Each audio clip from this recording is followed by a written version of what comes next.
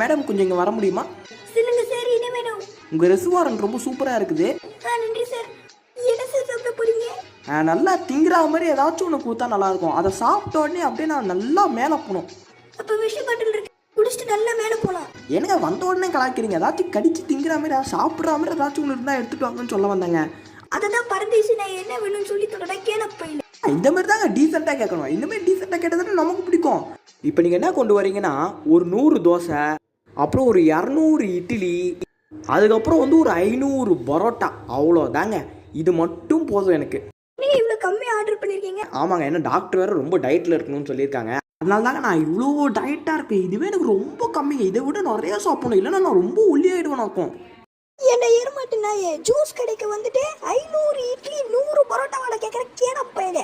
என்னது ஜூஸ் கடையா? சரி, அதுக்கான ஆர்டர் சொல்கிற கேட்டுக்கோங்க. செருப்பு எடுக்கிறதுக்குள்ள மரியாதையாக ஓடி போயிடு.